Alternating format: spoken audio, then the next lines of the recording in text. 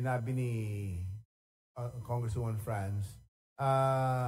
Ang magandang balita naman po ay tumataas po ang ranking ng Pilipinas sa cybersecurity. We are now at tier 2, which is just one tier away from number 1, the level of the United States. Hindi naman po mawawala talaga yung mga hackers. It's like saying na you ban criminality totally and it will be eliminated. Dahil there will be perpetrators as long as there's technology, there is profit to be made, there is malice to be sowed. There will always be perpetrators of hacking.